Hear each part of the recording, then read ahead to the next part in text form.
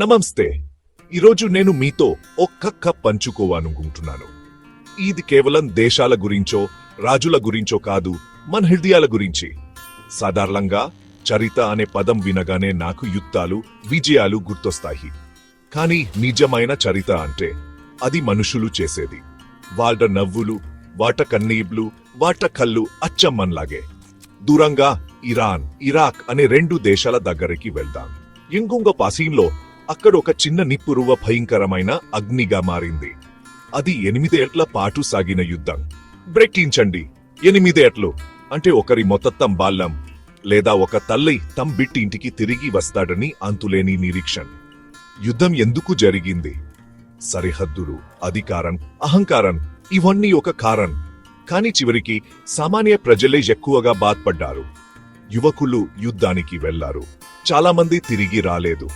తల్లులు కల్ట్లో ప్రారణలతో ఎదురుచూశారు. భార్యలు నిజం కాని ఆశను పట్టుకుని వేలాడారు.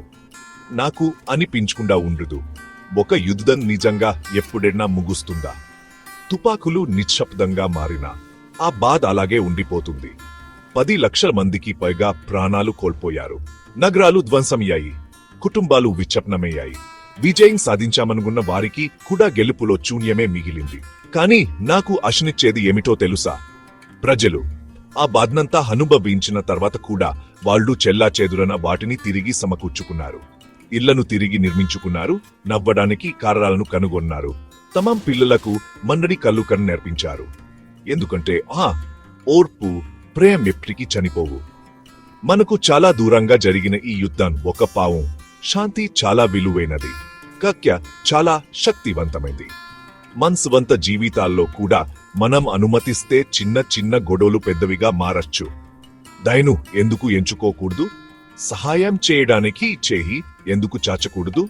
బ్రేక్ టైం ప్రాంతాల్లోనే కాకుండా మన ఇళ్లలో, మన సమాజాల్లో కూడా శాంతిని కోరుకుందాం. అన్నింటికి మించి మనమంతా మనుషులం. అదే అన్నిటికంటే ముఖ్యంగా మనల్ని కలుపుతుంది. మీ హృదయం నుండి నా హృదయానికి వెన్నందుకు ధన్యవాదాలు.